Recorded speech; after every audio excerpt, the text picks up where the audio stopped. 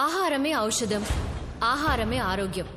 మన పెద్దలు ఎలా బతకాలి, ఎలా తినాలని మనకి నేర్పించిన అలవాట్లే వాళ్ళు మనకిచ్చిన అమూల్యమైన ఆస్తి. తాను మాత్రం బతికితే చాలనుకోకుండా ఇది నాకు, నా పిల్లలకి, వాళ్ల పిల్లలకి, మునిమల వాళ్ళ దాకా ఆస్తులు రాసిచ్చిన తాతల కథలు కంచికెళ్లిపోయాయి. క్యారెట్లో విటమిన్ ఏ ఉంది, టొమాటోలో విటమిన్ సి ఉంది, చిక్కుడులో ఫైబర్ కంటెంట్ ఉంది, వంకాయలో కాల్షియం ఉంది. వీటితో పాటు ఎండోసల్ఫాను, ఫ్లూరిడాను, ఇంకెన్నో ప్రాణాంతక రసాయనాలు ఇప్పుడు అన్ని కూరగాయల్లోనూ ఉన్నాయి.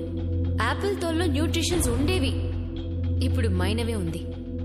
విషం కలిపిన కాయగూరల ధర ఎక్కువ ఉన్నా విషం సబ్సిడీకి దొరికే ఏకైక దేశం మన దేశమే. మన బామ్మలకి 7 నుండి 10 మంది పిల్లలు ఉండేవారు.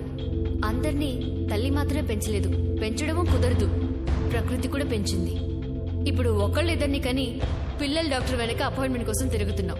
పోయిన తరం మనుషులకి ముసలితనమే జబ్బు, ఇప్పుడు పుట్టిన పసిపిల్లలకి హార్ట్లో ప్రాబ్లం.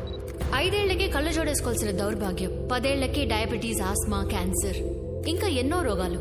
మనం ఆరోగ్యంగా ఉండాలనుకోకుండా అందంగా ఉండాలని కోరుకుంటున్నాం. పిల్లలు మంచి స్కూల్లో చదవాలి, కార్పొరేట్ కంపెనీలో జాబ్, ఇల్లు, సేవింగ్స్ అంటూ లైఫ్ ని నెట్టుకుంటూ వస్తున్నాం.